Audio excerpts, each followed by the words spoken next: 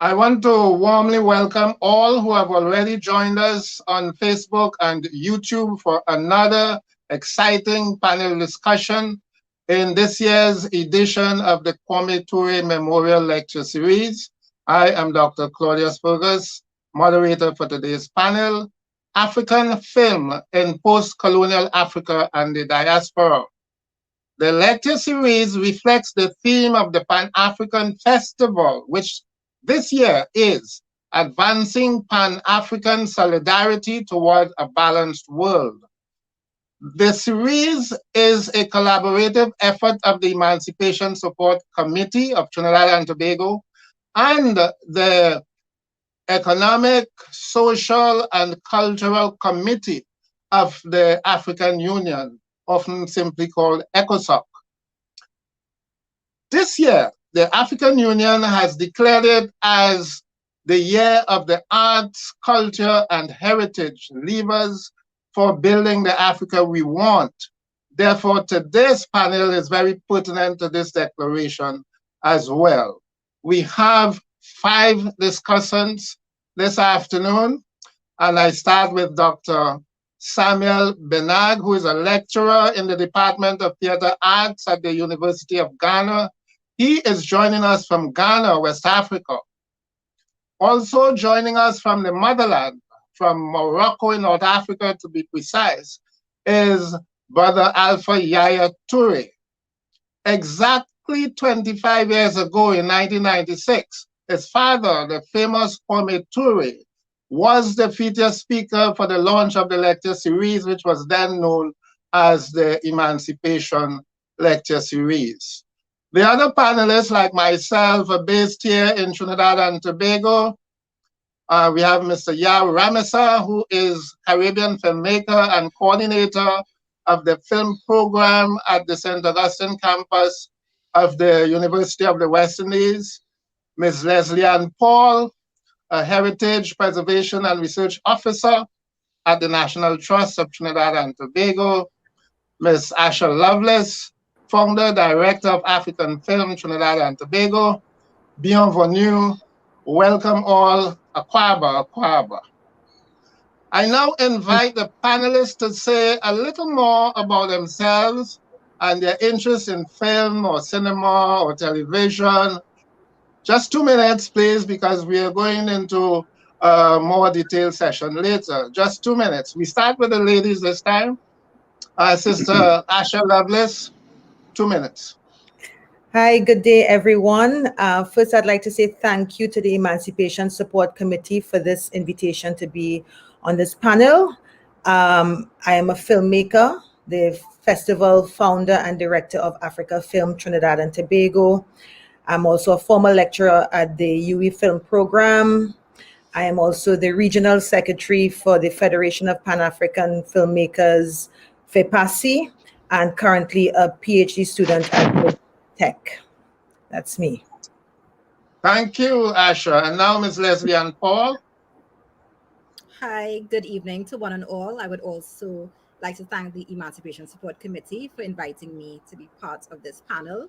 It is always good when we can come together to share and reason on issues that impact us individually and collectively. Um, as an African woman who from very, very young has been bombarded with images and messages that runs counter to African value systems, ideas of beauty and intelligence, and which seems contrary to a moral code rooted in truth and in integrity. I see the value in programs such as these. And my angle comes from research that was completed in 2017 about the effects that American film has had on Trinidad audiences roughly between 1970 and 75. And what I've discovered is a quite dynamic response from film viewers in terms of acceptance and mimicry on one hand, and downright rejection on the other hand.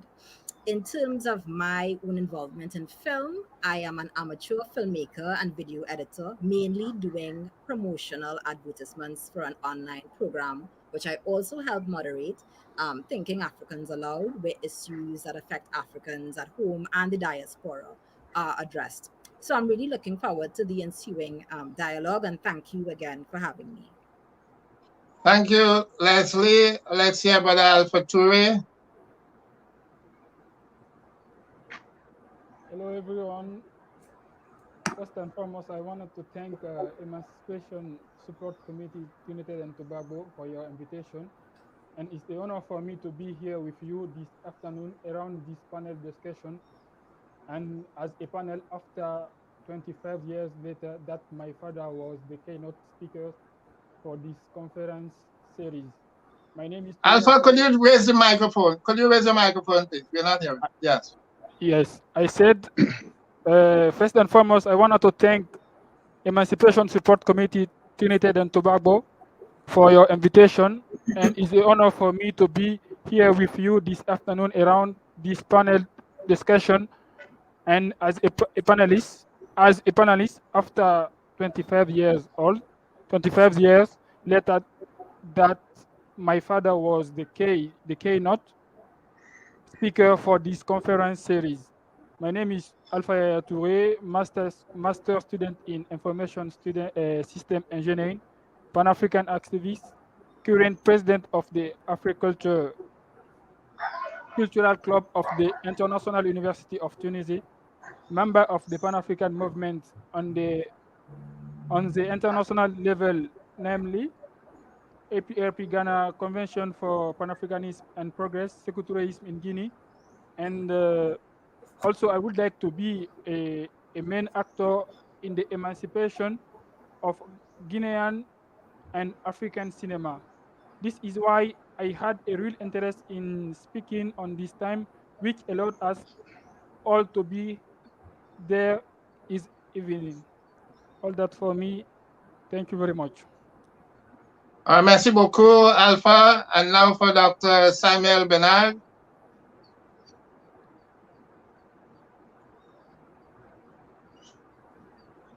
Dr. Bernard.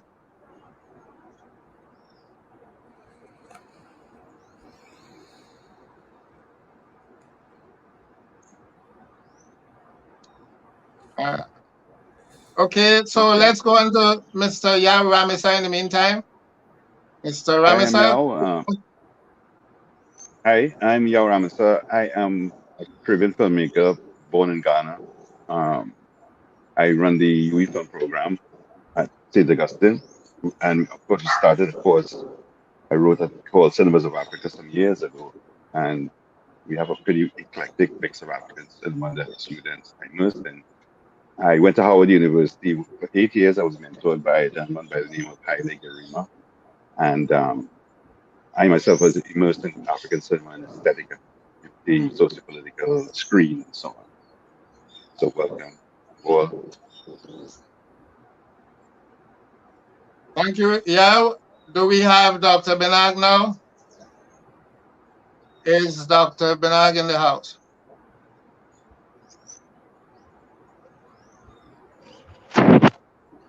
Okay, when Dr. Benag join us, he would tell us a little bit more about his involvement in film.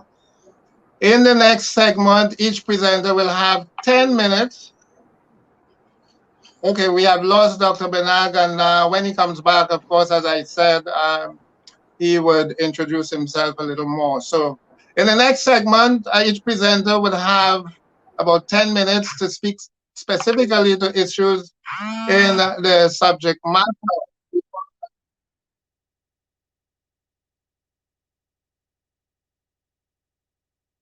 Sorry about that disturbance there. But before I call the first speaker, permit me just to briefly explain why African film. From its beginning in the late 19th century to the end of colonialism, Jim Crowism in the United States, apartheid in South Africa, and Anglo-Saxon racism in England, film was weaponized to degrade Africans as useless, inferior, expendable, and an obstacle to progress and civilization. For African peoples in the continent and the diasporas, film was never simply about entertainment. It quickly transcended religion as the most potent weapon of social and political control, or as some would put it, the colonizing of the mind. Racist filmmakers transformed the poetic white man's burden of the late 19th century into the filmic Tarzan of the Apes in the early 20th century, the white savior of primitive Africans. So they projected to us. While the entertainers, however, they were busy stealing the wealth of Africa. The negative imaging of Africa and Africans in film actually was reinforcing scientific racism of the 18th century and even before. But film was much more destructive because it expanded the direct reach of white supremacism from the realms of academia to the new seat of popular entertainment, the cinema. As African filmmakers began to break the white stranglehold on the industry in the 1960s and 70s in sub-Saharan Africa and the United States, the main key to liberation remained in the hands of white controllers, that is, finance. Just to give one example, when Ousmane Sembene of Senegal wrote the script for the first Black feature film, La Noire d'Or, or Black Girl in English. That was in 1966. The actors actually spoke Wolof, their native language. However, Sembene was forced to rewrite the script so that they speak French, the language of the colonizer, just to access finance for the film. But of course, you're not here to listen to me too much. So let me invite Sister Leslie-Ann at this point to give us some more of this colonial background. 10 minutes. Thank you very much, Dr. Fergus. So the title of my discussion today is Against African Consciousness, an examination of 20th century American filmic portrayals. So before we ever dreamt of entering filmic spaces which centered on the African experience, Black people were inundated with films filled with anti-African messaging and imagery. These films heavily relied on negative stereotypes, reinforced the perception of our invisibility and expendability, and promoted a caricaturized view of the Black race for entertainment and for profit. These films were a major part of our escapism and were partly responsible for reinforcing the negative self-perception of us. Part of the mission of Pan-African films is rebutting these myths and inaccuracies and offering a perspective which was hitherto absent.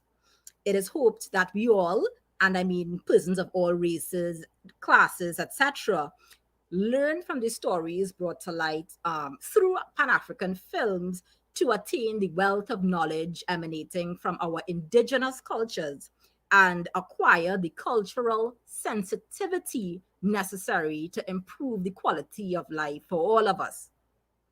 So with this new understanding of the Black experience through Pan-African film comes a great deal of unlearning to erase the damage caused by American film before the message of Pan-Africanism can firmly take root.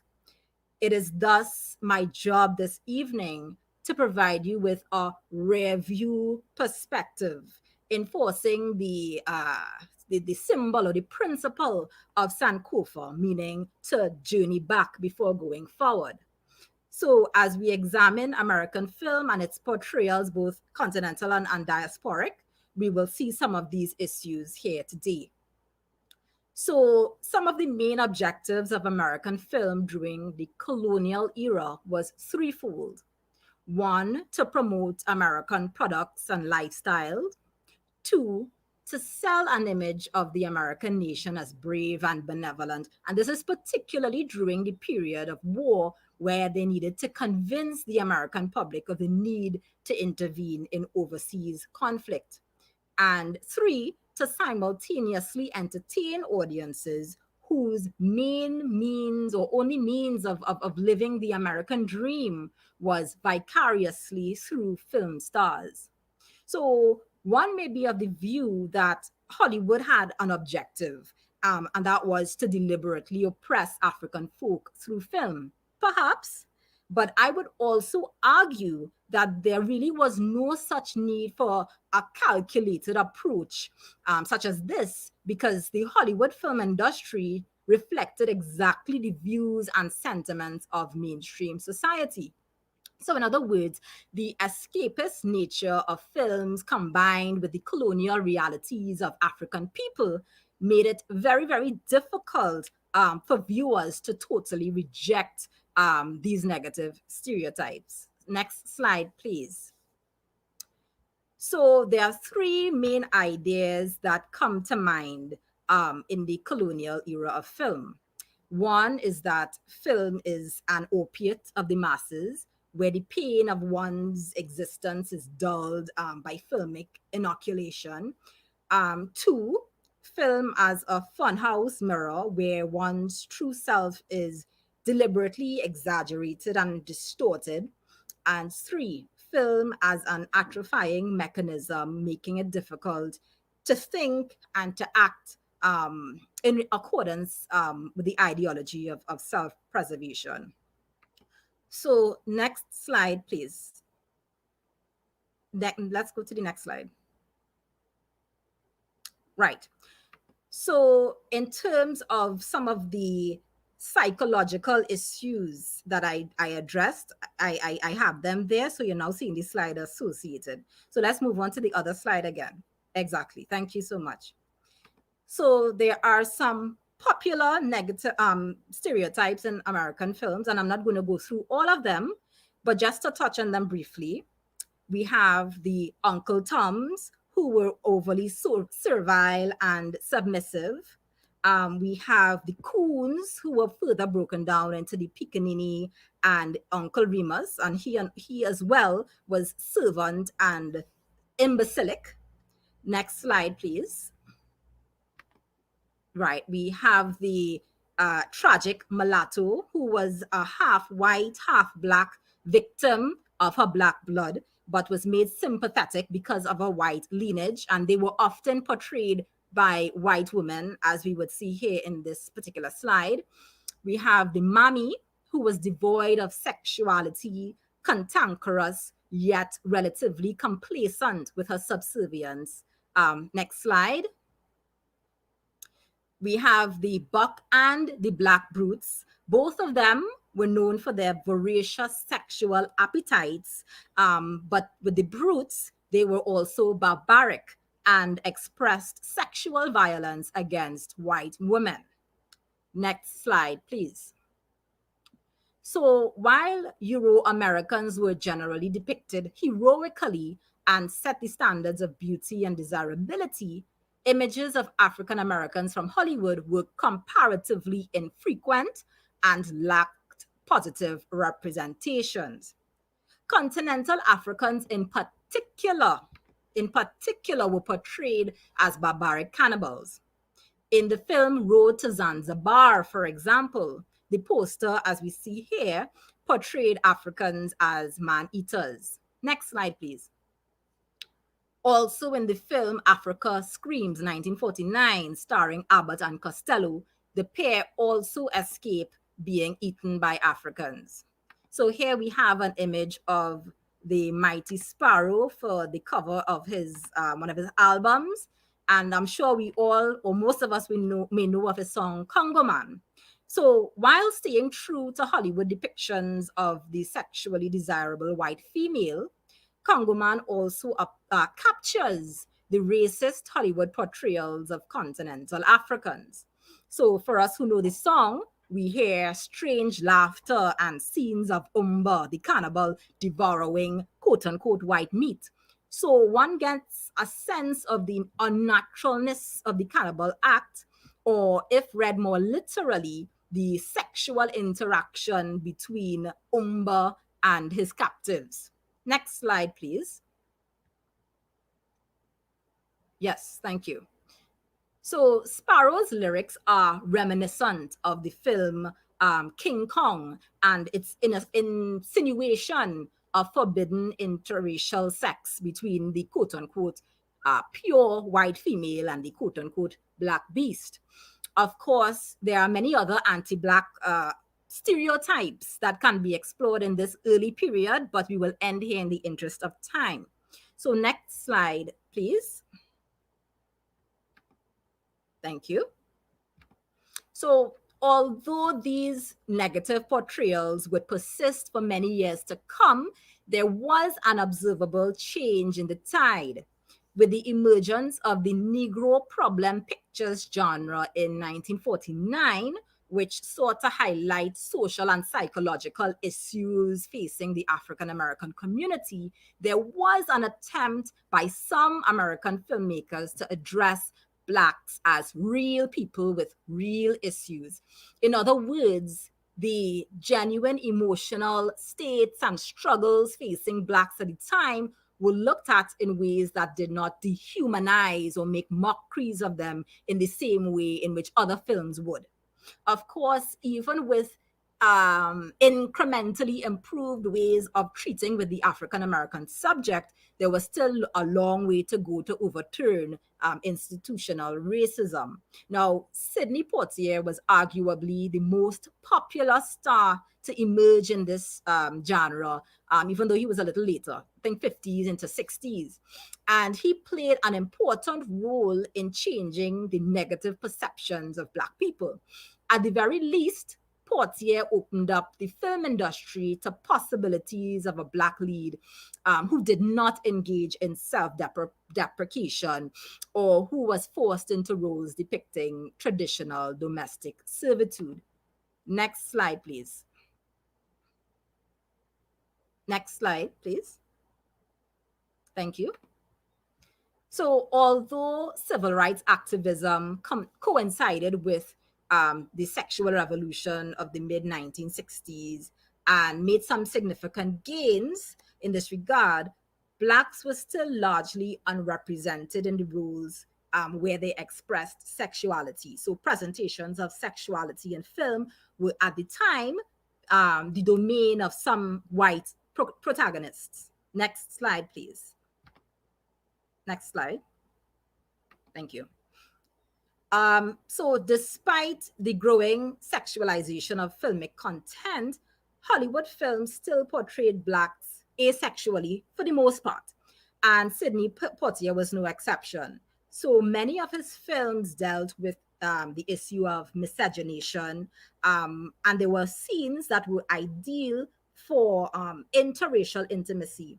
However, Poitier continued the legacy of the asexual Tom, but this spell, quote unquote, was broken by Jim Brown, as we see here, and his pairing with Raquel Welch in the film 100 Rifles. This film, more than any other at the time, challenged the notion of the asexual Tom, in addition to breaking the miscegenation taboo. Next slide, please. So we're just going to touch very briefly on Blaxploitation film, which, as the name suggests, is a synthesis between Black and exploitation. And these films were very cheaply made, they were badly directed, and were technically poor.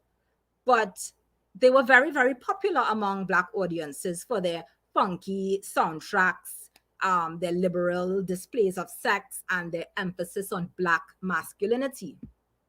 And the financial success of these kinds of films made it revolutionary. A lot of money made, and some of the former portrayals of Blacks were challenged, including subservience to whites. Let me get the next slide. Next slide, please. Yes. So in terms of the female presence in these films, they were merely meant to provide sexual gratification to male protagonists. However, there were a few films that challenged this. Films like Cleopatra Jones, made in 1973, showed a Black woman female lead.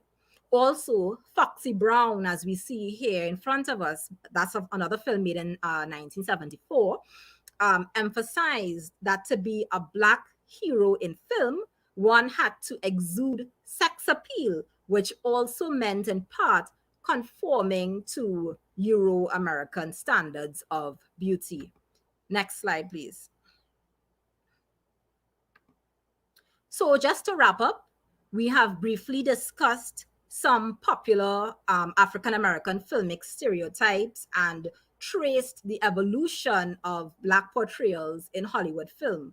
So the gains of various civil rights struggles permeated the Hollywood film industry, systematically breaking through its tower of exclusivity. But was that enough? Was the hierarchy of white over brown over black, for example, dismantled? Who controls the narrative today? From what I have observed, there have been some improvements, and I am certain that my colleagues here today will expound on these. But dare I say, there is a lot of work still to be done as the stain of colonialism still runs deep. So that brings me to the end of my presentation. I want to thank you all for listening, and I look forward to hearing the rest of the presentations. Thank you. For an excellent presentation. And next we would hear from Yao Ramesa. I was hoping to bring in Dr. Bernard here, but incidentally, Yao was also born in Ghana. Huh? Mr. Ramesa, you're on now with your 10-minute presentation.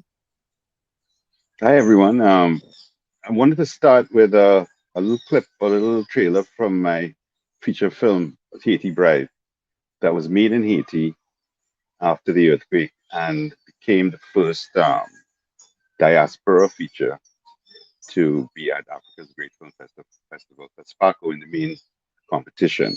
And this particular decision was, I would say, was a pretty tactical one politically, because I want to talk and expand on that about the erasure of the separateness or the lines between Africa and the so-called African diaspora. And when I was at Howard University, I remember, people spoke about Black and Afro-American, African-American. By the time I arrived at Howard, we were talking about just Africans. There's not even a prefix. So, funny thing about that is that when Haiti Bride was selected for Best Paco in main competition and became the first diaspora film, because prior to that, they would have had a special competition separate competition called Paul Robeson Award for films from the diaspora. So a lot of people said Haiti is the most African country in the Caribbean. I mean, all that kind of stuff, and that's probably why there's this connection, and it's a greater connection with Africa. But very few people would have known that there were two films selected for that festival. And the other one was from an Antillean, a fellow Caribbean filmmaker, Christian Lara. But Christian Lara wasn't ready to screen. So my thing by default became the first and so on. But interestingly, because I'm also speaking more focused now on Caribbean diaspora, there were the first two films selected and considered, I guess, politically as African films in this particular festival, but both from the Antilles of the Caribbean. And there was a little blowback in the States from the African American film community, because, of course, the most visible international Black cinema has been emanating, especially in recent times, from the African American community. So the question comes with how do we put this thing into perspective? I wrote a course for the University of the West Indies film program called Cinemas of Africa, rather than African cinema. So you'll understand the diversity of aesthetics and, of course, just like the ethnic diversity throughout the African continent. But I think among those shaping that course, which also maybe a decade of students at the University of West Indies would now be immersed in African cinema and look at all the great films and filmmakers, and also apply to their aesthetic, rendezvous with their aesthetic, run with their own experience and condition, and create films in a sort of hybridized whole, heavily influenced by African cinema. But one of these sections of the cinemas of Africa will be the cinemas of what we call this African diaspora.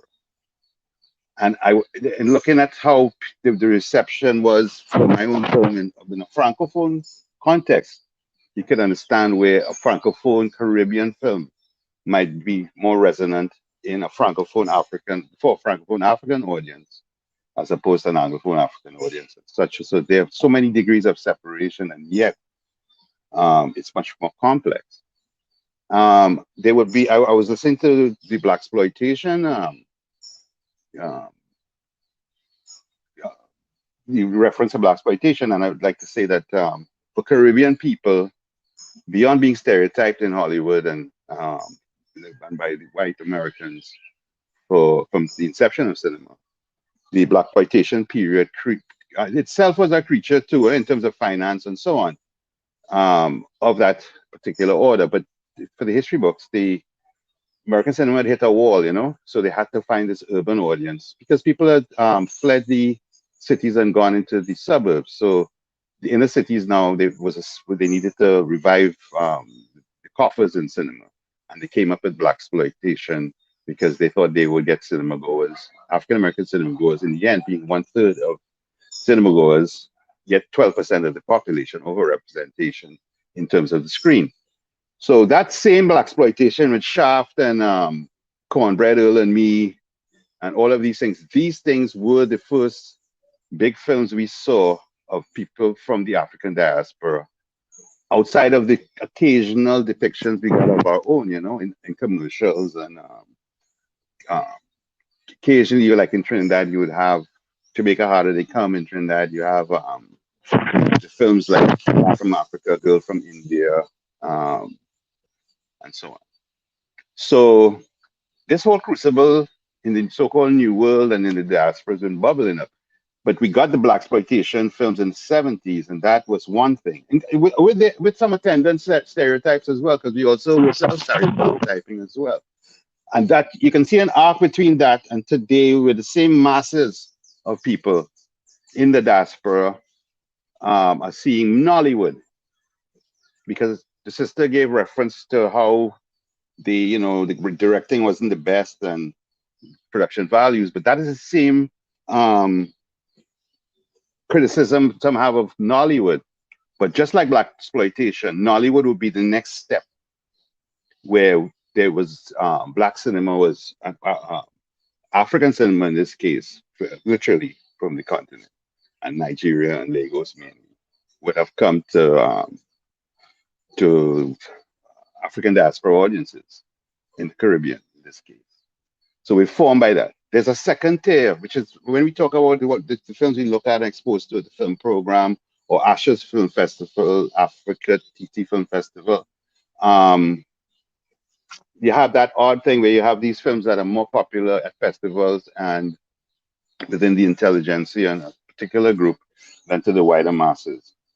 So the consumer, Caribbean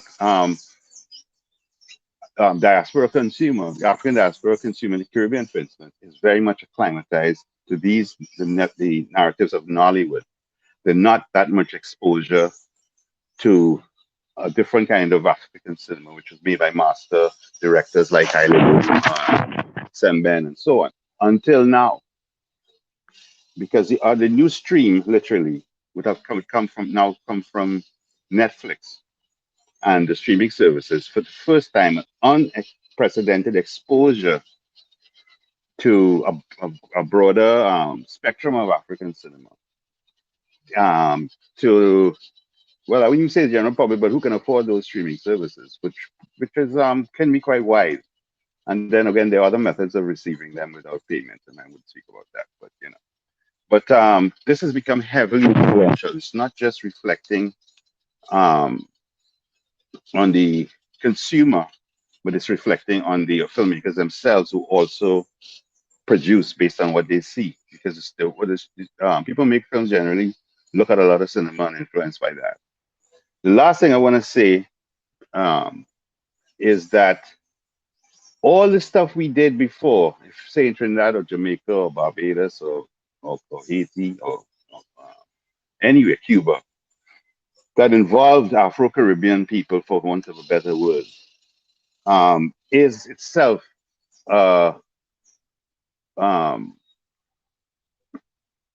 a fraction of African cinema that was been taking place since we had cameras and started to turn them on ourselves for however little time we could based on how much money was available and beyond. So in a sense, reaching into the future, it might surprise us that we were actually making African cinema since we had, maybe we could say, talk about 70s even, and going into the 80s when we started to get the means of productions in our hands. And we were finding language, the cinema creole that was created across the board, even in commercials, even in commercials, television commercials, and so on. So that's it. I'd love to take questions after.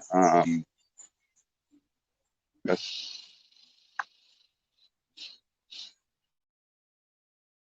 Ezuli wo a chante lwa mwen Dambala wedo saredo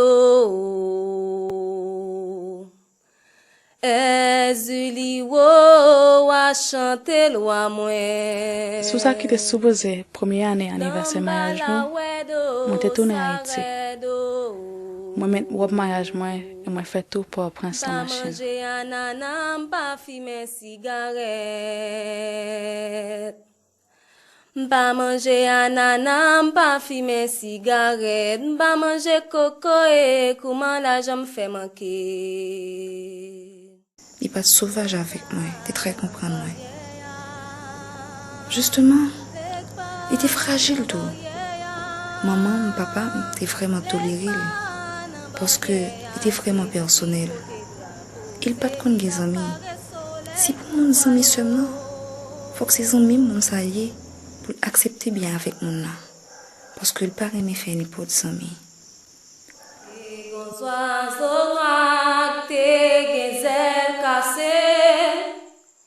Qui pas de ka voler, qui pas de ka chanter. Les Jéricho t'es fini tomber, figure t'es poudré dans yon ville vaudou. Qui est-ce qui jetait gâteau mariage moins, et puis qui crasait pendant nous nan route. Qui est-ce qui bâtit jaune et crème gâteau, et puis qui jetait symbole mariage moins. Ezuli wo a chanté loi moins. Dernière fois que je retourné dans la cathédrale, moi j'ai 3 mots sauvés. Côté Paul tap campé, dernière fois que je well. Pas manger ananas, pas fumer cigarette. Pas manger ananas, pas fumer cigarette. Pas manger coco et comment la jambe fait manquer.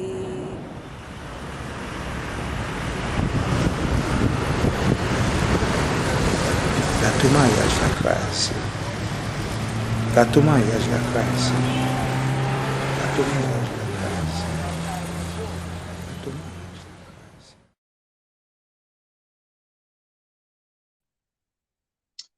Okay, that was Sister Asha Lovelace. And Sister Lovelace will be coming in now with her presentation.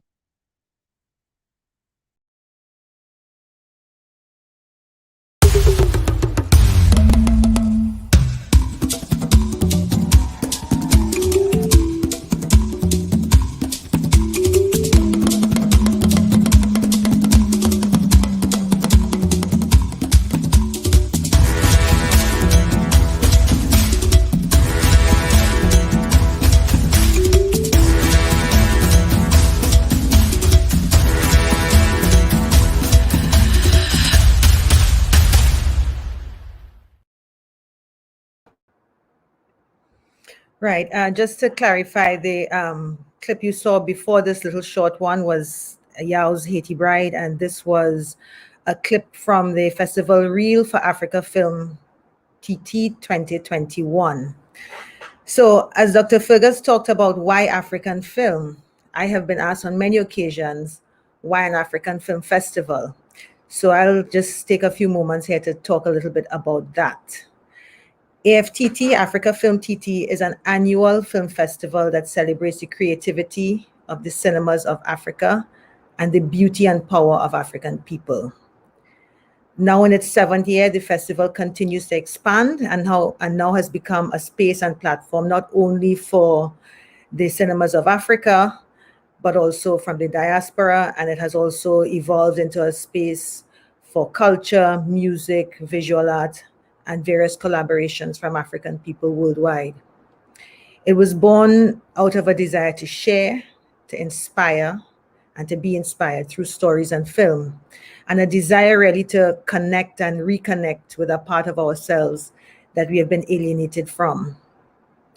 With all its complexity and diversity, I cannot think of a continent that has been more vilified in recent history, and at the same time, whose people have served as such a source of creativity and inspiration for the world, not only for us in the Caribbean, but for the world, and that's African people. We in the Caribbean here have a connection to Africa, physical, historical, and an ongoing connection. Coming from a similar colonial experience, African people have been addressing the same kinds of questions that we have had to address here in this region as we struggle to recuperate our psyche from a history of enslavement and colonialism. We must note too that here in the Caribbean, it is largely African people who have established the base of what the Caribbean is and who have fought for the freedoms we enjoy today. In this process, we have not only survived, but created new technologies, new relationships, new faiths, new languages, new culture, new music, new festival, and new people. And we hope new films. All of this rooted in our past, but equipped to confront the present and shape the future. So with this festival, Africa Film TT, I decided to do this festival following a meeting with the Federation of Pan-African Filmmakers, where I sit as the regional secretary for the Caribbean diaspora.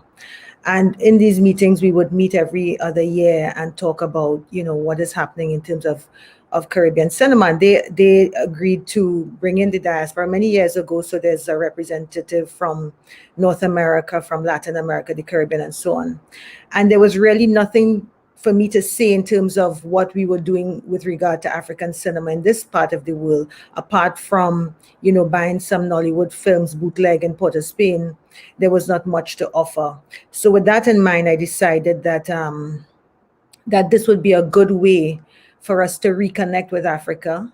And as I said, to give us something to see of ourselves that we have been estranged from. And that, that we would begin to see Africa as more than a distant place from our history.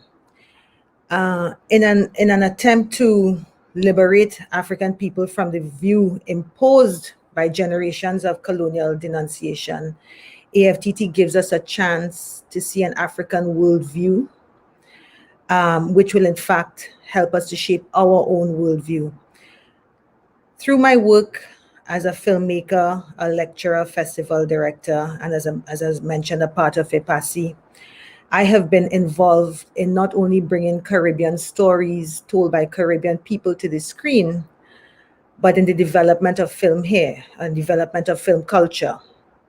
And from my experience, specifically as a lecturer, looking at emerging filmmakers, and seeing what they were about, it was clear to me that they were continuing to imitate and look at the US film industry for validation, for distribution, for funding, and mostly for acceptance. But this Hollywood model is not the model for us. And I think increasingly we are beginning to see that. We are not making films for the same reason that Hollywood is making films. We have, I think, a greater urgency in terms of what we make and the films that we have to make in this region. And nor is Hollywood interested in us producing work here. They are more interested in keeping us as consumers of their content as opposed to creators of our own. So as Leslie pointed out in her presentation, we have been fed a very unhealthy diet of American films, and we have to respond to that. So, I mean, for me, I was fortunate to attend film school in Cuba, where, well, as you know, America was shut off and the rest of the world of cinema opened up to me, and I became less and less concerned with the American film industry and more interested in what was happening in the rest of the world. And that is where I too discovered African cinema. And when we look at how we choose to develop film here in this region and on a governmental level, the Trinidad and Tobago Film Company, their mandate has been primarily to attract foreign productions to come here and enjoy hefty incentives and all that we have to offer. I'm not saying that this is not a part of the development, but surely we have to start to see the value of producing our own work. As Yao mentioned, fortunately, some of these things are changing with all of the streaming platforms, and now filmmakers have new opportunities for producing and distributing content, especially as there's this push for global content. So now is actually a good time for us to establish ourselves as part of the film conversation in this region.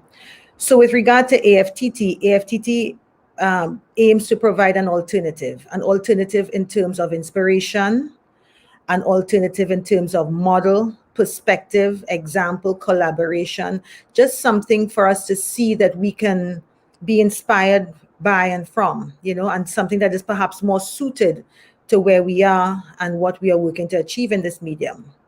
African cinema can offer us models for developing a rich and vibrant industry right here at home in the Caribbean.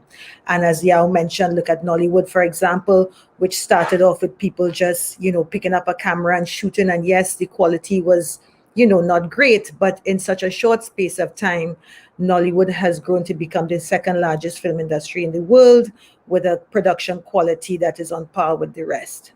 So as we address the telling of our own stories, these AFTT films can provide support and instill some confidence in our filmmakers, both in the themes that we address and the techniques that we employ and the aesthetic that we reach for. One of my concerns has always been, what is a Caribbean aesthetic in film? What does that look like? What would the pacing be like? We've been taught, this kind of economy in film, let's cut and keep going.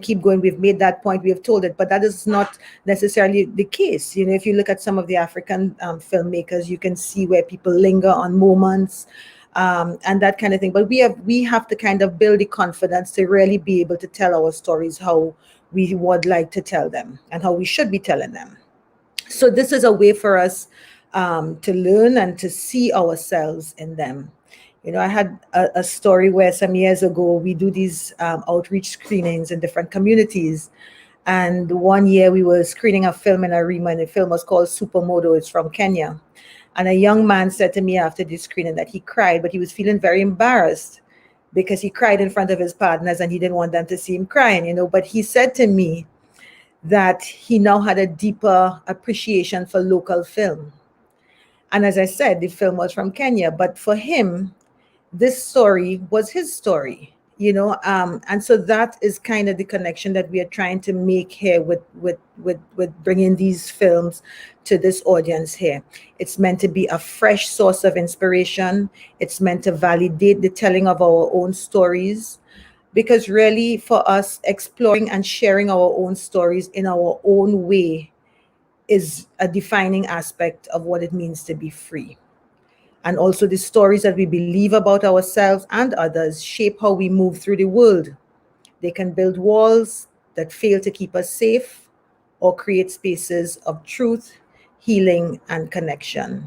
And so we want with Africa Film Trinidad and Tobago to help us to appreciate ourselves and our own stories. That is it for me. Thank you.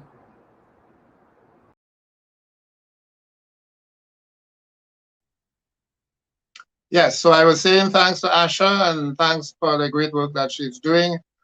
Do we have Dr. Benag in the room? Okay, we have Dr. Benag with us. So Welcome, Dr. Bernard. You can have your 2 minutes introduction and then go right into the 10-minute presentation. So welcome. Right, thank you, Dr. Fergus, and my apologies for the internet glitch. Right, as rightly said, my name is Samuel Bernard. I'm a lecturer at the University of Ghana School of Performing Arts. I had my PhD and master's degree from the University of Bedfordshire in cinema and new technologies. I did my undergraduates at Legon, where I did a combined majors in French and theater arts. I have been working in the media, communication, and film sector since the late 1990s when I was still a student. My research interest is in the area of cinema and new technologies, film cultures, identity building as a result of media usage and consumption. I have done a number of productions on television and some documentaries. And also, I serve as the vice chair of the Ghana Center for Carnival Arts. And I'm happy to say that in 2013, I think the Trinidadian Embassy in Ghana was a major supporter and sponsor of the street carnival we had. I also had some internship training at the National Cinematography Center of Burkina Faso, where I had the opportunity to work on set with Gaston Kabori. I believe Aisha would know him, sorry. So, and I have been a contributing author to the World Cinema Directory Africa version. So in a nutshell, that is who Sam Bernard is. And I would go straight on to look at my presentation for today. I have titled my presentation, African Cinema, African Film and Diaspora, Reclaiming Spaces and Places. Before I do my presentation, I have a short video clip that I would want to run, which will set the tone for me to do my brief presentation. So if the clip is ready, we'll go for it. The influence of the West in anything African. Of course we are, because we are part of the world. We should be influenced by things outside, but we should be influenced based on our own logic. The problem is not about being influenced. The problem is being the slave of what people are doing and not mobilizing our own energy, our own intelligence to deal with the world. But we are part of the world. And Shahada has a formula which is extraordinary. He's saying we are borrowing nothing from anybody because we created everything at the source. We created everything. Even Marxist, as he puts it, has African roots, which is go and take it. And this should be our slogan. You go, you take it, you subvert it. You know, Kateb Yassin said something fantastic about French. He was asked, why are you writing in French instead of Arabic? He said, one, I'm not able to do it. But second, French is un putain de guerre. J'en fais ce que je veux. Moi, je pense le français. Dans mon université, à Columbia, le français est considéré comme une langue africaine. Ça fait chier les Français, mais je suis tellement heureux d'avoir ça. Mais c'est une langue africaine, c'est-à-dire qu'on peut faire du français ou du wolof. Et on a ces crédits en langue africaine. Donc, c'est le rapport qu'on a avec la chose. C'est le rapport qu'on a avec la chose qui est importante.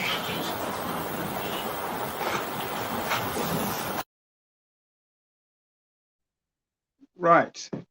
So that you just heard Professor Amadou Diop, who is a professor at Columbia University in the States.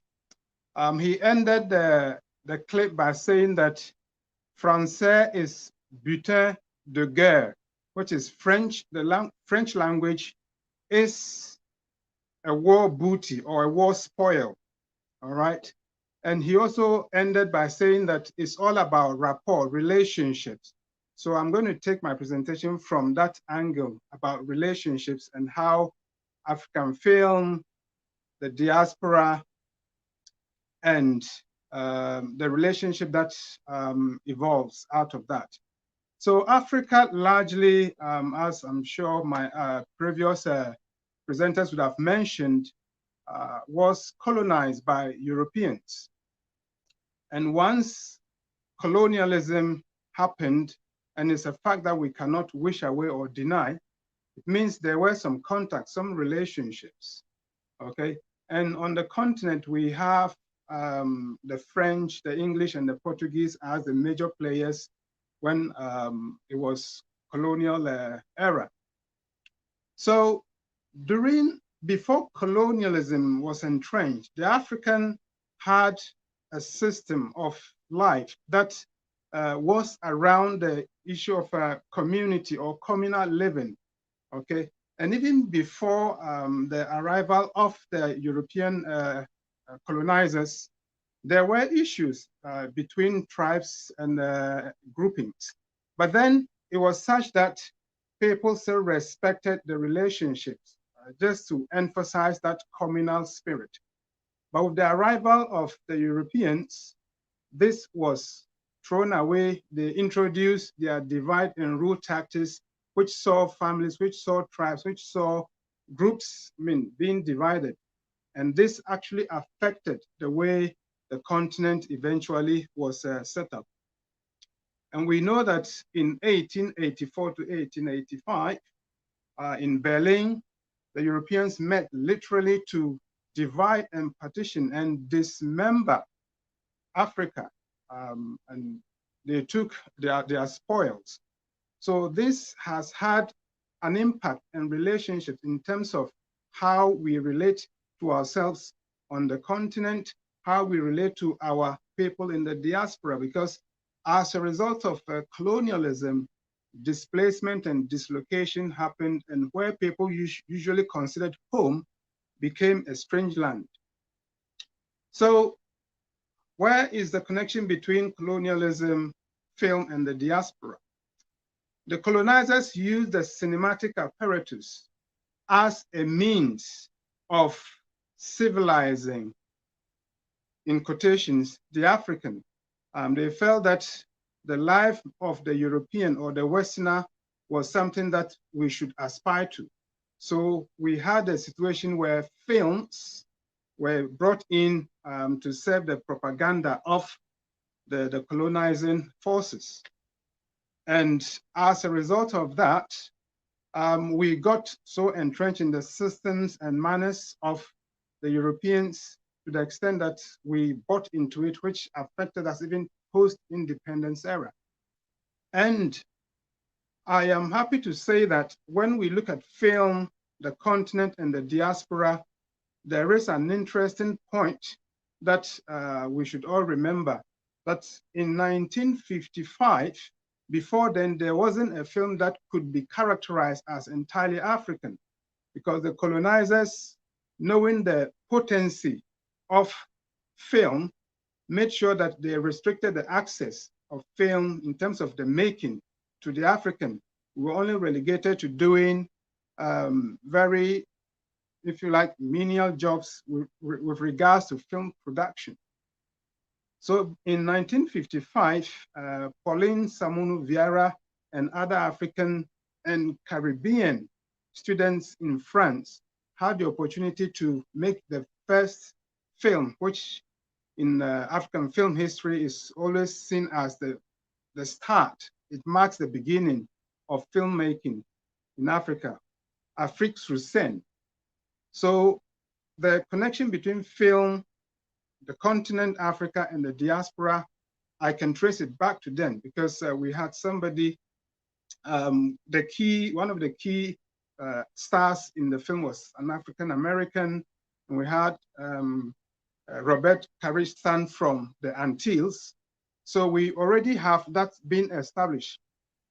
So when we look at film as it relates to the mainland and the diaspora, I think it's important that we always remember the start, which is Afrique Hussein, that was done by Samuno Vieira and his team. But then it's also important to note that the colonizers, knowing that film is that potent, deliberately introduced measures that sort of held back the participation of the Africans in filmmaking. And in the Francophone region, the Laval Decree was one of the measures that was used to sort of put a barrier between Africans having access to the cinematic apparatus to express themselves and the representation of the continent. So, but then once the Europeans and largely the Hollywood structure was feeding on the African stories and representing us in a manner that is not favorable, very, very disparaging, at the dawn of independence, filmmakers realized that film had to be used to decolonize the mind, reconscientize us, so that we can take up the cinematic means and apparatus to tell our own stories. And how do we tell our own stories? I would, at this moment, ask that another clip is rolled where we would see Gaston Kabori interacting with some film students from Ghana who visited FESPACO and visited his institute, Imagine. Then later we have scientific and technology inventions made in Africa. Because usually people say the Europeans have spread that idea that Africa didn't invent anything. You know, we are just people that need to be civilized. You know, while we started the first civilization ever invented in the world is Egypt. So it's small things that we have to know because it changes entirely the focus that we can have on African history. And it's the youth, you know, to make those changes in the paradigms, you know, because Europeans have no interest to tell us who we are, because it will give us confidence, self-reliance, why they should do it. They don't have interest in that. Not because they are bad or good, but it's just like that. We have to develop ourselves at all levels. So it's the reason why it's very important that we have also schools of performance art, because it's important. It deals with our culture, our expressions, all levels, literature, cinema, performing art, you know, anything it could be, the fashion, you know, our architecture in Africa. We have to renew the way that we are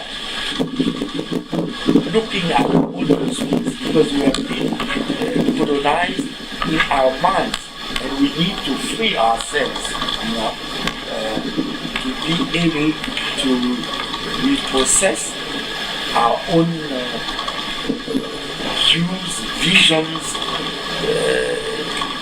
perceptions on the reality.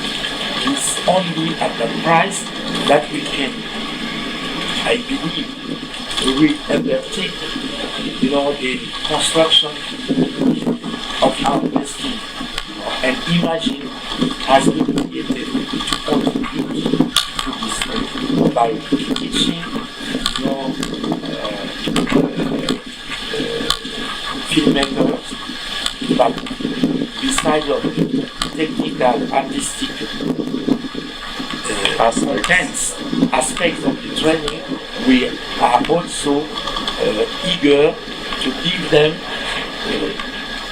the food for the spirit, how to think about the situation of Africa today.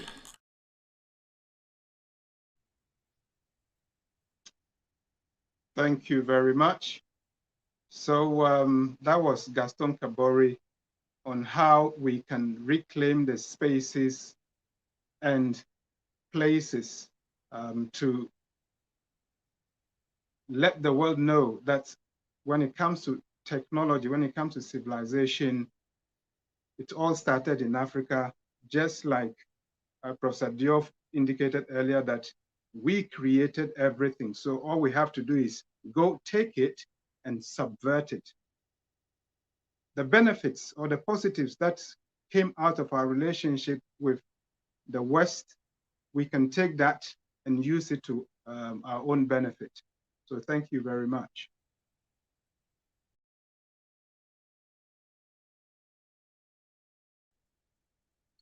Thank you very much, Dr. Benag. And without any delay, we would go over to Morocco to join Brother Alpha Toure. I am in Tunisia. Thank you very much, Mr. Fergus. Thank also to the organizer for allowing to give my look on this theme. We have to know the history of African cinema cannot be separated from that of decolonization, because there we were first white people film in Africa.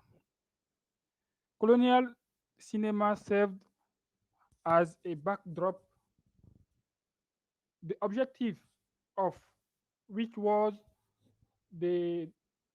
to show the change of the colony, to draw the camera. Black Africans were presented as savage and primitive people who must be humanized. Then it was from the 1960 century that the new states were faced with economic and political problems, but also the problems of promoting national cinema. The big challenge was to give a new direction and a new role to African cinema, to remove the veil on the bad behavior of the colonialists, which is why the African filmmakers of that time were attached to describe the misdeeds of colonialism, the mechanism of the imperialism, and the grip of neocolonialism. It was in this context that they choose themes for their films, such as economic exploitation, urbanization, the radical transformation of cultures, political corruption, etc. For example, the film by Usman Sembel, because we don't speak about African cinema without tell about Usman Sembène. Usman Sembène is a great Senegalese writer and filmmaker. His film, The Camp and Tiroy, which trace the little known story of a transit camp in Senegal in 1944. How the Senegalese skirmishers were mistreated after fighting for the Steelers in World War II. Today, I'm very happy to say that despite the difficulties anchored in the file, African cinema has succeeded in establishing itself around the world. The proof, many African films have already distinguished, themselves by being nominated for Oscar and several foreign festivals. However, African cinema has challenged to meet. Compared to other continents, African cinema has a founding gap in both the private and public sectors, and this limit to quality of film, as well as pirating of films is considerable, and without forgetting the lack of cinematographic infrastructure compared to these competitors. In Africa, only Nigeria and South Africa dominated the African cinema market. If you take American, European, and Asian films spend 5 times more in African theaters than African films. This most this most this most prompt us to ask ourselves questions about the content of the film we produce, because our own viewers are captivated by the products coming from outside. According to United Nations, by 2050, African's population is expected to grow to 2.4 billion people, more than half of whom will be under 25. As the main consumer of film produced around in the world. And we can use the cinema today for an awakening of consciousness of the popular mass by producing films which have very rich contents on Africanity, the history of Africa through its great men, that will make it possible to reproduce upright African men like Thomas Sankara, Marcus Garvey, Sekou Touré, Kwame Nkrumah, Patrice Lumumba, etc. It's possible for the new generation to keep on this way if the movie speak more about the story of Africa by his great men, because in one way or another the film have impact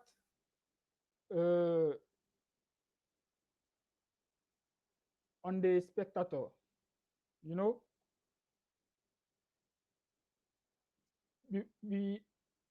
If I want to for concluding that if imperialism use cinema as a means of learning our conscience,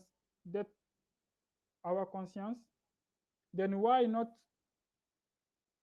use it for community awakening? Africa and Africans have marked the history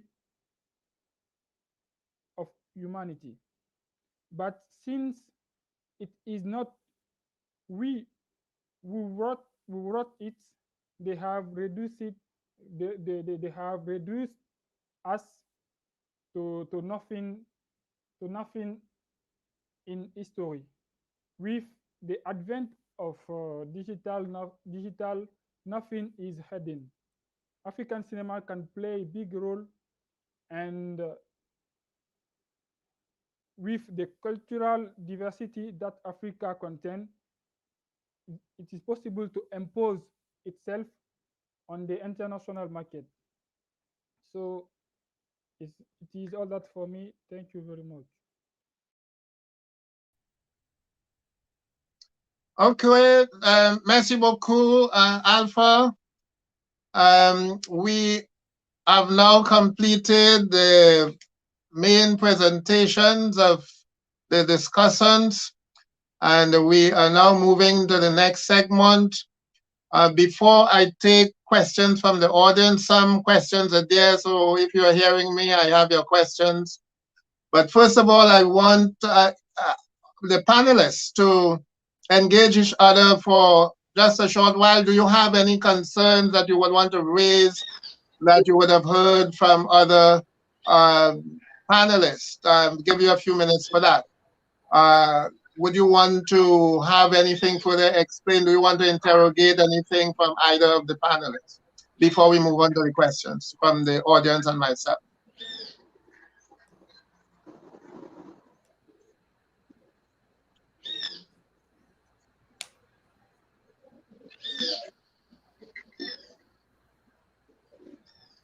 Well, if there is no such engagement, let me let me ask the first question, which also has to do with a concern that I have. This one comes from Oluwatoyin Kole, and it's addressed to Yao.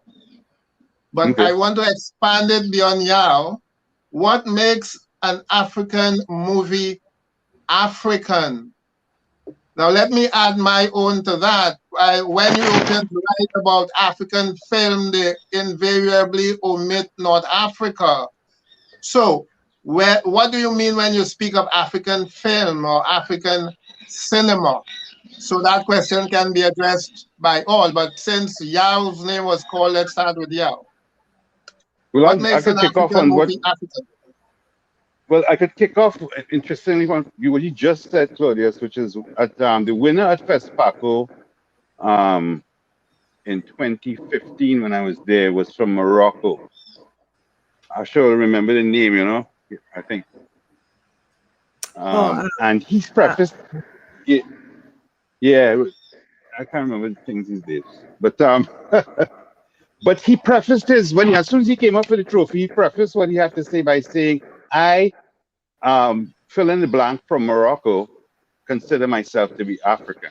He felt he had to say that, and this is what I alluded to about the complexity and ethnic diversity within the continent.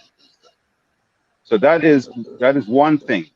What happened when in the diaspora in the Caribbean in particular, we would know, is a lot of our ancestors would have come from West Africa, a particular area, and therefore there's a concentration on sub-Saharan African cinema or black cinema. But if you use the term Africa, it has many different interpretations. But as a political space and a physical space, you're looking at Libya and you know that funny place called Egypt that suddenly the Europeans wanted to be the Middle East, such, you know. But this question came up in the 1980s when I was at Haile, and a lot of the African American great filmmakers that we were talking about what constitutes an African American film, and it was the key creatives were African American.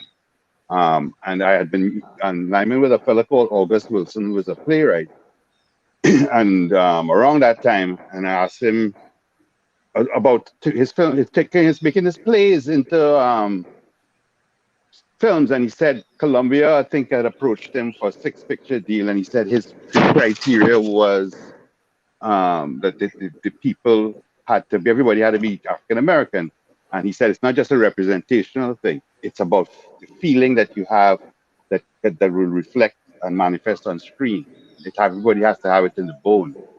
And interestingly, when you finally saw August Wilson's stuff on HBO, I can't remember, one of those things, they had to fill his criteria, where African Americans control all the creative aspects. So that would, of course, reflect on that too. But then I have a trick question that I used to give to my Cinemas of Africa class. The first question I asked them is, and this is back in the day, I'll say, name an African actress who has won an Academy Award. And nobody could name anybody. They said absolutely no African actress has won an Academy Award for acting up to today.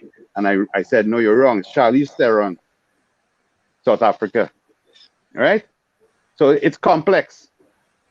It's complex, right? So that's what I would say. But all you have to do is to decide whether you want to speak perhaps about what constitutes a black film or black cinema.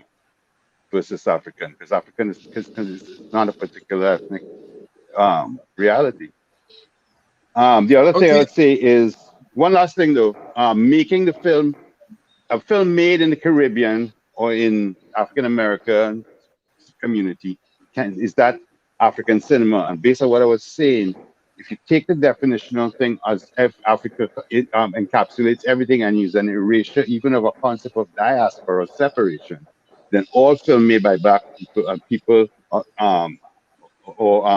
of African origin would be considered African cinema, no matter where they exist. And that expands the whole thing, which is what the European would hate to find out, because he is born into divide and rule, right? So that is why it's so important that politically, I would expand and complete the definition of Africa and African cinema to Bagaila, to everybody, right? That's a force, that's an army, man. Right, and that's the largest viewership if you want to look at film in the world. Easy, coming down next year. You know, by 2100, it's the majority of people, the large population, will be from the continent, and they'll no longer be considered a diaspora. Also, lastly, because in technology, the sense of oneness is easier. It's easier to transcend physical space, and it will continue to be much easier to transcend physical space for that whole concept to become real, where people will be, it's a consciousness, it's a state of being rather than anything else, a physical location. That's okay, seems like we have lost Dr. Bernard again. So I think Asha looks anxious to weigh in here. No, yes, go ahead. I was going to say that is a question that is asked quite often of Caribbean cinema, as Yao was saying. And to follow up from that point, I believe it was Christian Lara, I think, Yao, from Martinique, who had a criteria for what constitutes a Caribbean film. And one was that film was made by a Caribbean filmmaker, or it was shot in the Caribbean, or the content or the theme was Caribbean, and so on. And that has been debated and continues to be debated. And I imagine the same with African cinema. But for me, I believe that the African cinema that I am interested in is a cinema that is rooted in a particular consciousness, and one that responds to, I guess, the historical marginalization of African voices and African images on the screen. So I mean, it is a wide topic, but I think we have to be very clear on, as I mentioned when I spoke in my presentation, on why we are making cinema. Why is it important for us? Because again, the why could kind of determine, how we define it, Okay, Asha, could you just expand a little bit why Cuba was so early off the block with the making of African film, African cinema? Well, I did my first degree in the US and came back to Trinidad, and everybody swore that I would continue and go to film school in LA and so on.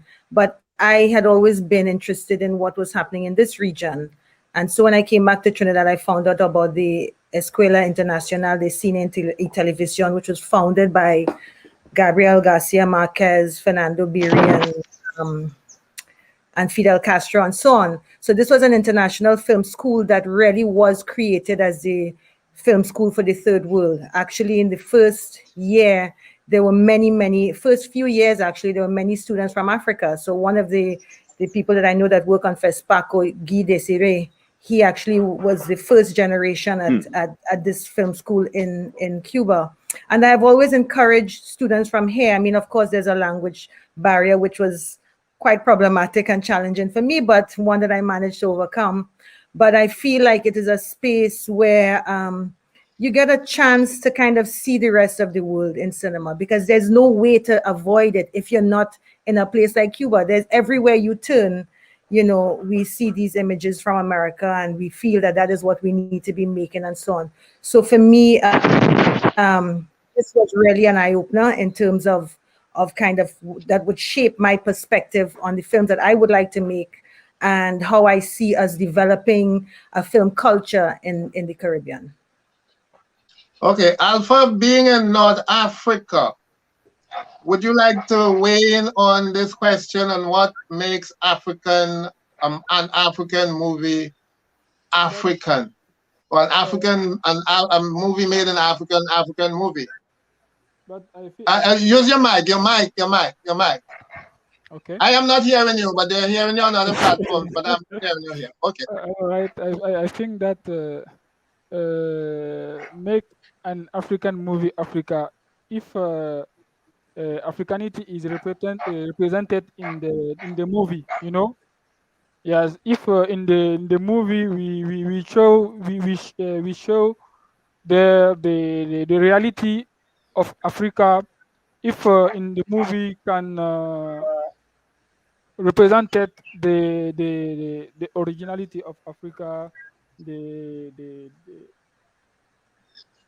the way we peoples of Africa to the behavior of people of Africa, you know. And if you saw in the movie like that, the people comport behavior, the the culture of Africa, you know, the origin of Africa. I think that is the movie. The movie African is the African like that, you know. Okay. Thank you. Leslie, I'm sure you have some thoughts on this one. Yes, certainly. So, I mean, I do get Yao's perspective in terms of the complexity of the term African cinema. But I would like to say that, I guess it would depend on where you're looking at it from. So I think that anyone who makes a film who lives on the continent of Africa can claim that they're making an African film, regardless of race or whatever. I also think that from our diasporic point of view, I think our focus may more be on films that are aligned with a kind of spirit of Pan-Africanism, but also on the other hand, those of strictly entertainment value, such as the films coming out of Nollywood and things like that. So yes, it's a complex film, but the films that are dearest and nearest to me are those that address the issues that plague Africans on the continent as well as here in the diaspora. Okay. Kole has a wish that he has expressed to Yao. It's not a question, but he would like Yao to share the link to Cinemas of Africa with him. So probably after the session, we can make that arrangement to connect Yao to Oluwatoye Kole. Sure. Right, he's on Facebook. Let me throw another question from the audience to you. And it reads, what can we do collaboratively and collectively as Africans at home and our global diaspora to deconstruct the negative image and perception of Africa in Western media? Where do we start? Of course, we have long started that deconstruction, so I believe the engagement here is how successful have we been, perhaps, and where do we go? How do we continue that messaging in terms of deconstructing the images of Africa? Because while you are deconstructing, there's also the white supremacists who are also engaged in countering those images as well. So you have this continuous battle and coming in various subtle ways as well. So that question again, how do we deconstruct? How do we continue that deconstruction and deepen it? And I would say through film, since we are discussing film, cinema, television, and perhaps modern media as well, social media. Yes. Who would like to go first on this one? I could Well, you go ahead, Asha. Sorry, I was just, my answer is really short. I would just say we have to replace the images. I'm not really concerned with what other people's images of African. I'm not going to preoccupy myself with that. What I'm interested in is the images that we produce and put out for ourselves. So I think one of the things is that we have to support the production of our own content, our own stories, or the telling of our own stories. And we have to also support the distribution and exhibition of that content. So it's not just about producing the work, but how do we, spread the work? How do we create those networks? For example, I mean, apart from the film TT, I'm not sure how much collaboration there is in terms of exhibiting work from Africa and the diaspora to the Caribbean or to Trinidad, So I think more exchanges like that would be really useful, because I think people will continue to do what they see fit to do to fit their agenda, and we have to do what we have to do to suit ours. Yes.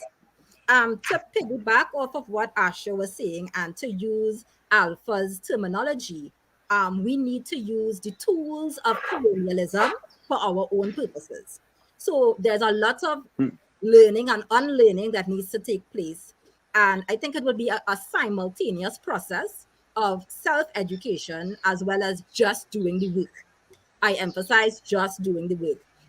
Just based on my own experience, there were things that I may not have been comfortable with, but through learning, I understood better. So I tried my best to implement it, even though I may not have been as comfortable as yet. Not my cup of tea per se, but Black Panther, to me, did a successful job, at least in terms of placing, for example, black, like dark-skinned black females as lead. And I'm not sure if the directors and producers were necessarily comfortable, but I'm sure that they did see a lack of that kind of representation in film. So they just did it. And I think that that is what we need to do. Yeah. Yes, anyone else would like to weigh in? Yeah. It's about existing and surviving and flourishing, and in the production of the films, the content of the films. In terms of Black Panther, when I did Sister God in 2006, I brought a black woman Messiah as the first black woman God. That is actually the first feature narrative, professional feature narrative in cinema on a black woman God.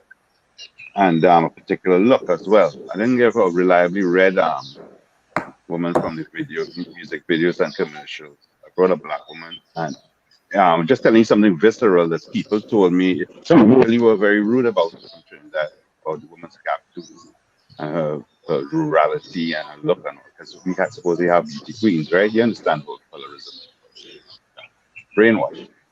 But some people told me that they never really look at a black person so back on screen or just face to face for so long, for which is 60 something minutes, And they said in the course of watching that image, it neutralized it because they never really stopped and looked. Can you think about that? And it's about presence, of course, and the quality of presence, because a lot of stuff, we talk about telling our stories, but a lot of stuff has been reactionary and has turned it back to stereotypes back on ourselves, because a lot of this cinema that is being created still now, it's just instead of exploring bigotries and bias and stuff, it actually projects it, and it's self-stereotyping. We don't even need Hollywood to stereotype. They just bust it and you bring your own thing. So it's the quality of the presence is important too. Otherwise, everybody's stepping, fetch it, and a millionaire, So it's very important that we look at that. And something also discovered is you cannot be overwhelmed by what you think is this huge white male tidal wave of media. Because what I learned from doing stuff is that I kept bursting the bubble. You see, even if you seem it's overwhelmingly non-African films or media, people are constantly still being bombarded with. There's a breaking of the spell that when something just sparks and comes through, and that's why the white thing is so tentative and fragile. It doesn't take a lot for the whole thing to come tumbling down. The other thing is reactionary stuff is not good. I think you make things according, not in response to the colonialism, but in spite of and beyond, way beyond that. You're doing your own thing. And that's real independent cinema. African independent cinema is not. I'm not responding to the white man and thing. I have no interest. You know what I'm saying? These are people on screen who doing their thing, and therefore I don't even really have dude in my films except as a whipping boy. I'm just joking, but see. So you go on and you do your thing, and the other thing is, there's a lot of hope. I can't call it a renaissance in African American cinema. There's never been that the amount of master directors. I know it was around in the 80s when this thing was starting to bubble up. And the wave has broken since 2015, 14. Then, Black Panther and the commercial end. But you got your Jordan Peels and your Barry Jenkins and your down the line. So you got about 18, 20 top of the line African American or African diaspora or African directors getting a lot of exposure. And one last thing, when we were watching African cinema in the 80s, we weren't watching it for representational reasons. It was excellent cinema. It made the European cinema look childish. And when you stop playing with toys and you grow up, you really go watching this kind of heavy cinema that is much more, because it shows the sophistication of the people. Because we were on this little the American dream, and the European thing is boiled down to a kind of simplistic thing that we kept getting, like KFC. So when we get something rich and that has so much power and culture behind it, it resonates, and it makes the other thing look pale in comparison. No fun, but you know what I mean? It was just better films.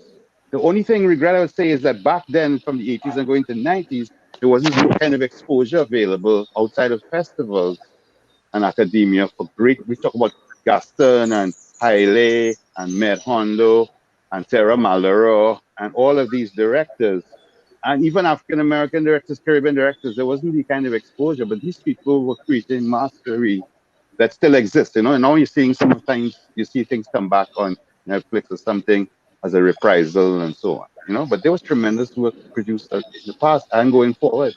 So the future is bright in terms of content. There's some powerful creation going on. And the same time, like in states struggling with black representation in Hollywood and that nonsense, they are scared. That's why they don't want to open the door. That power will rush in and take them out. Right? Same thing with white supremacy. They're afraid, right? So when someone's afraid of you, you have power, and that is what people are recognizing and manifesting on screen. More and more coming. So it's actually a bright future. Okay, Alpha, you want to weigh in here? Yes. Raise your mic. Raise your mic, please. I'm not hearing you without it. Yes. About this question, I want to say we should start with what we present as a movie, but put our strength to the fore. All continents have good and bad corner, but to better sell our continent, we must look on the positive side to deconstruct the image they have of us. For example, the film Black Panthers allowed to deconstruct a lot of bad image they had of Africa. We have a continent rich in natural resources and cultural diversity. You have to put this and forward. It's all that I want to say that about this question. Okay. I think Asha is who mentioned the collaboration and distribution of films.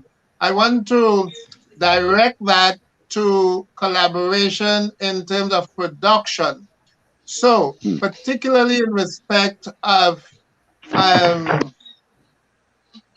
Caribbean actors, to what extent do we see a movement of Caribbean actors in the continental African film industry, Gollywood, Nollywood, whatever, South African industry? And how big is this collaboration and how significant it is to the future of African film on both sides of the Atlantic? Yeah, perhaps you can address that first.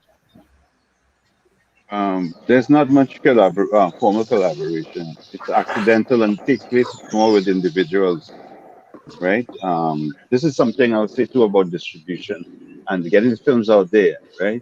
In my own case, I was shooting a film in South Africa, called Shade in Choshanguve Township, and that's just an individual getting a boat and showing up and making a movie, on the continent. I did that directly. In other words, I did not go through anybody but the individual people, the actors. I touch base with them and I organize things. I showed up and we make a film. So there was nothing in between. But the collaboration I want to stress in a case like that and other areas where people are involved, you might know about it, is very direct between individual artists, an individual director, an individual actor in South Africa, in my case, music people and so on. That is why also we have to talk about movements because we don't have a coherent movement. There's no such thing as a Caribbean aesthetic. There are many aesthetics being evolved in the Caribbean, in the New World. But we don't have a movement. We don't really have that kind of collaboration. It seems to be very iconoclastic, individualistic people now. So more likely you're going to see individual films from filmmakers who are shaped by community breaking through. So you talk about Black Panther, you might be hearing about X and Y, maybe smaller films, but still incisive films coming over from individual directors and actors who have hooked up. But from my experience, I don't see any barriers there. I don't see any barriers there. And I think the world is there's much more access to everybody's space because you can, at your fingertips, you could get images and video from all over the place and stuff. So you could transport yourself. Same thing what I did with Haiti. I just showed up after the earthquake with a camera, because I felt compelled to go there because of the horrors of the earthquake. I just felt compelled to go there. These are individual things. I'm not saying it's not, it might not be as ninja as my thing operation, but it's basically people reaching out, professionals. And that's what I do. And same with the African American community.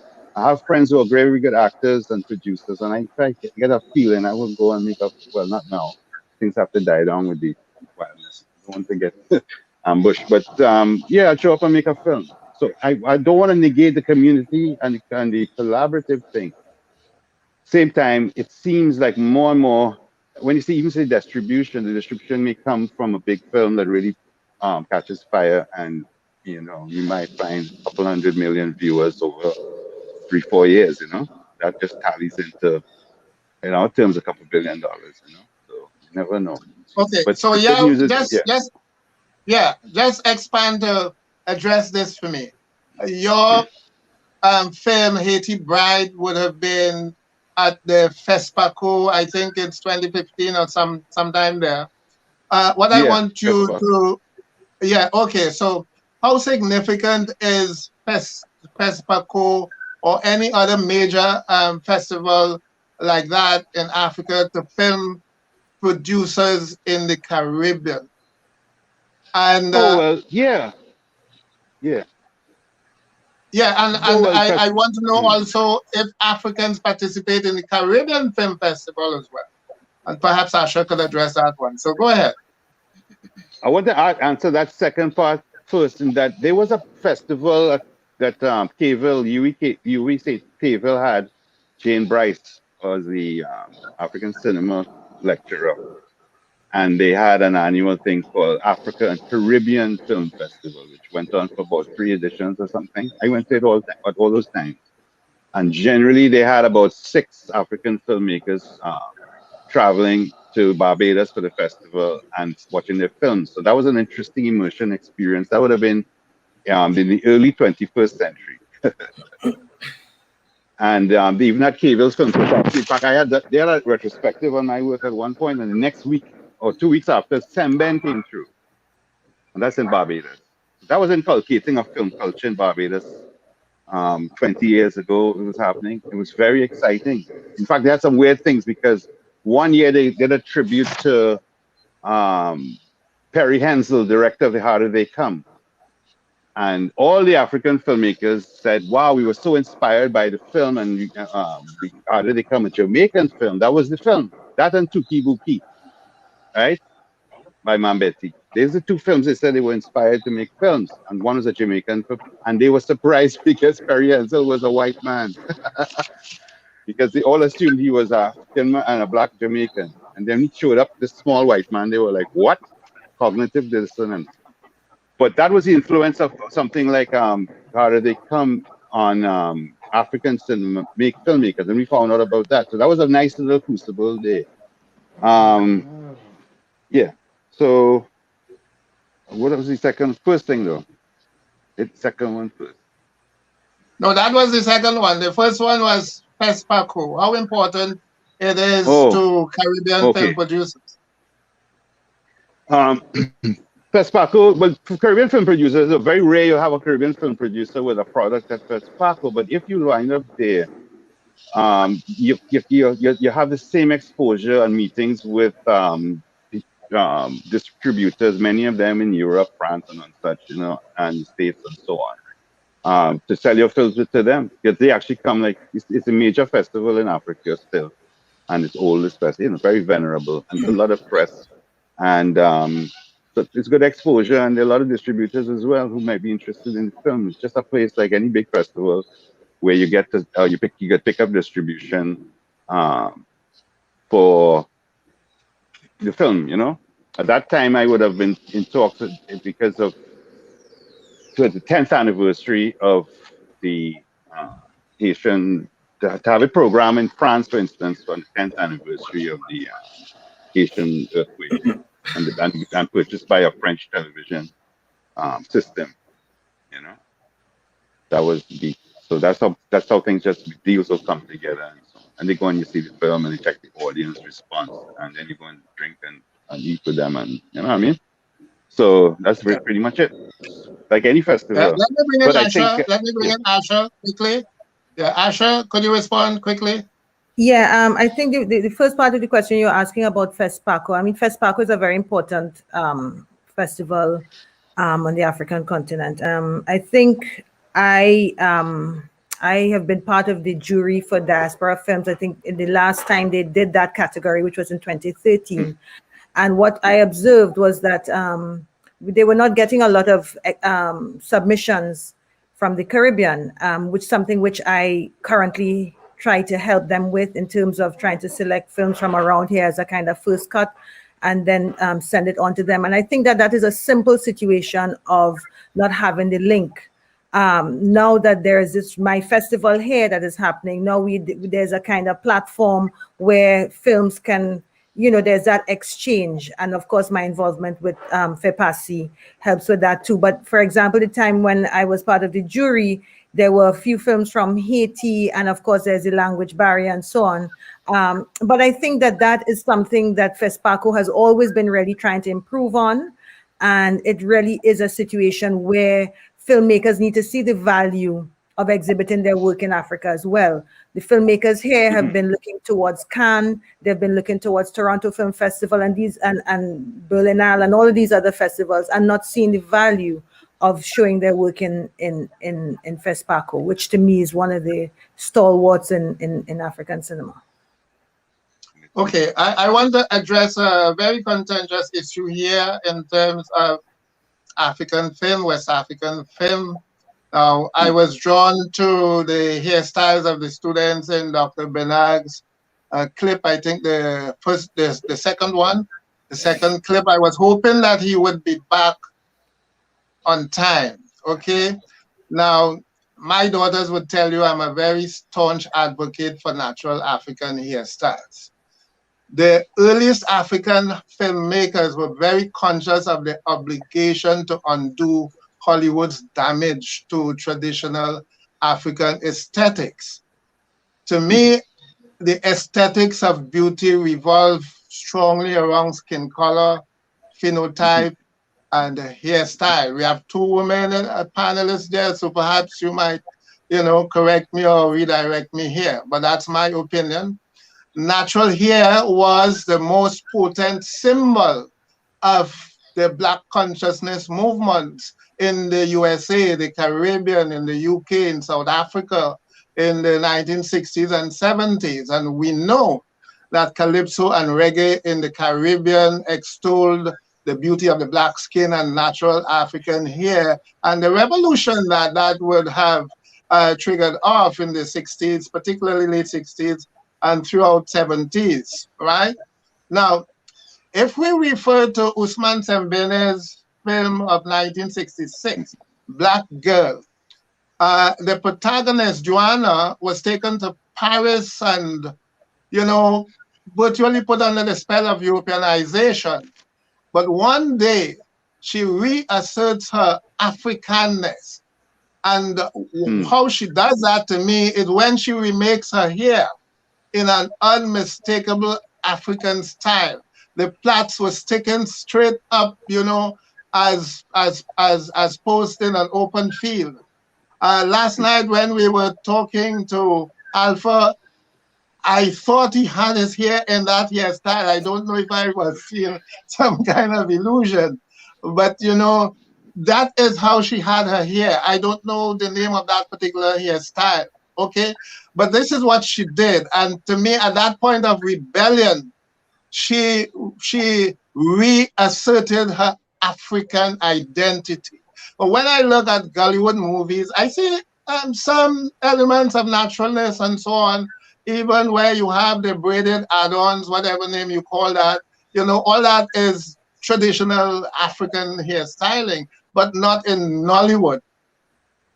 Very rare do you see Nollywood actresses sport natural hairstyles or even traditional African braids in any Nollywood movie. And this, so despite very rich, perhaps the richest tradition in natural and exotic hairstyles on the continent, that is in Nigeria, particularly among the Yoruba people. So my question is this. Is African film fueling the rejection of natural hair? Shouldn't Nollywood become the catalyst in the natural hair movement, which is, of course, an ongoing movement? Is filmic art therefore imitating life, or is it that social choice determines filmic imaging? So could we speak to that in the next few minutes? Yes, I'm sure. I will leave the professionals to speak about the African filmic point of view. But I do want to say that it's not as though everyone is going forward with this revolution at the same time. You know, there are pockets of people who are still struggling with identity issues and things like that. So while on the one hand, you are seeing, you know, a good number of persons adopting natural hair, you know, at the same time, you see a rejection of that. Certainly, if you look at television advertisements, if you look at your famous or your the popular bloggers and social media persons, a lot of them sport their natural hair, and at the same time, you might see them next week with a wig, and they see no, you know, no issue with the two. So you have that. In terms of Hollywood film, you still see the predominance, as you pointed out, Dr. Fergus, of persons who are of fairer hue, persons with various looser textured hair and so on.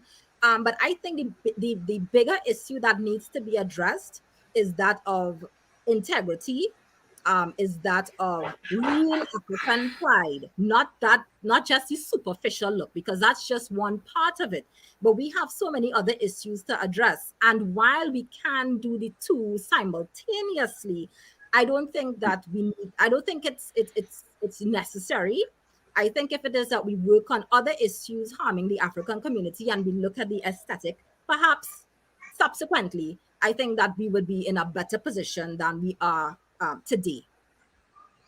Asha, we are coming down to the close of the session, so this would be a final statement. Okay, Asha.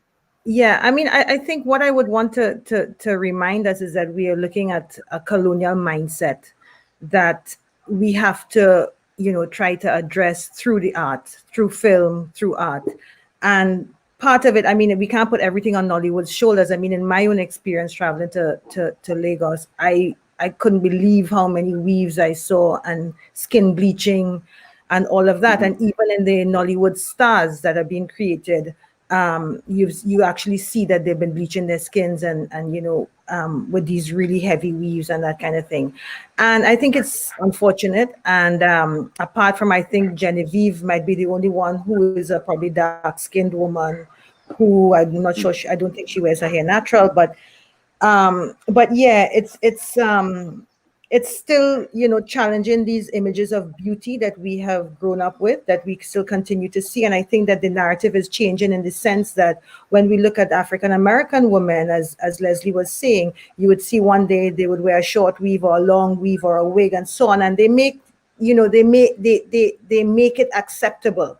I personally is not what I think is acceptable. I mean, I would prefer if we all wore our hair natural, but I think it's something that African people are dealing with in terms of trying to break those inherent ideas of beauty that has been imposed upon us as a result of colonialism and a colonial mindset that a lot of us, although independent years later, continue to adopt and perpetuate. Okay, for the next two responses from the two gentlemen there, of course, what is the way forward for African film? Let's end on a more positive note. What is the way forward for African film in terms of all that we have addressed, in terms of deconstructing the negative images, the legacy of Hollywood, BBC, as somebody indicated there, which we can't address? British film we could have talked about, but we don't have the time. So what is the way forward for African film, the future? How bright is the future, and how important is it to continue discussions such as this? Go ahead. Yeah, and Alpha. I want to hear the big. Yeah. Stay around and keep rolling. You know, that's the future. You have to, one, make sure you're around, and they don't take you out. And once you're around, keep rolling the camera. You know, keep making films.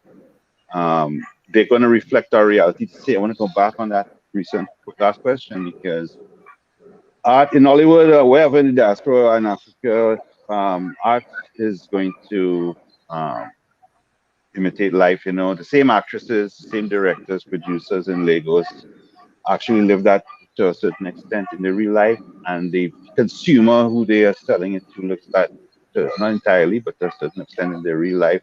And that is something that hasn't been resolved. You know, it's very personal too, and it hasn't been resolved. In my own representations, it's the opposite, but then I consciously are putting that out there. So that's something. There was a time when the biggest export from African American business to Africa was skin lightener, hair straightener too. So all of these things are the dilemmas, you know, that we face. And as I said, quality of presence. But you cannot. I don't want to throw the baby out with the bathwater. Just as I could get very personal about how you know, can't be a deal breaker, but it's there. And the same thing with the colorism, phenotypes again, dark. Well, there's less of a focus on the darkness of skin as it is in phenotype now, and facial people and what they consider facial beauty. So that's changed a little bit, but there's always a balance. You know, if you're very dark, and then you have the actress now has thinner features to balance out and all of this kind of mixed up moods and attitudes. The future of African cinema is creation, and creation comes from staying alive, and that's the first victory is to survive, which is happening, and the second victory is to thrive, which is just rolling the camera, and there is a receptive audience, and it's not possible. It's happening all the time. We wouldn't be talking here if it wasn't going on, you know. Okay, So, let's hear Alpha on this. We fingers, are out of time. We are running out of time. Alpha, could you give your final comments, and of course you can touch on this question as well. Bring your mic up, please. I'd like to hear what you're saying. Yeah. I'm not hearing you without the mic. Do you hear me? No, you go ahead. I'm hearing you now. Right. Yes, about this question, we just have to meet a certain the certain challenge. You know, for example, using this cultural diversity and that abounds in this continent, and invest invest to the have to many cinematographic infrastructure, you know, and to try to compare our evolution and other continent like the cinema of Europe, America, Asia, and try to make more than usually, you know. So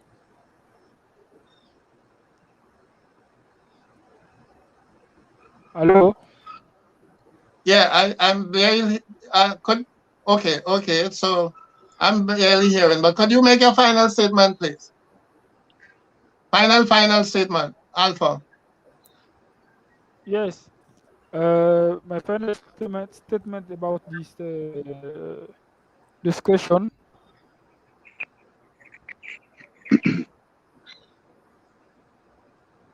Hello. Yeah, you are breaking up. You are breaking up. So perhaps we can bring the panel to an end there. You're breaking up. So let me just thank all the panelists for their excellent presentations. I want to thank the audience. Some questions we were unable to deal with. I want to thank our partners as well, the ECOSOC, Ministry of Tourism, Culture and the Arts in Trinidad, the National Lotteries Control Board as well. Next week, Sunday, is our final session, and I hope you join us there at the same time. The topic is the Pan-African perspectives in the post-COVID era. So you can join us there. And if you go to the ESC's webpage and Facebook page, you're going to get details during the course of the week. So thank you very much. And I'm sure you would agree with me that this conversation needs to continue. And of course, we hope that next time we can have Dr. Benag for the full session. I think he was an excellent presenter. Unfortunately, we lost him at a very crucial time to address some of those issues in the question and answer time. So thank you very much and goodbye. See you next time.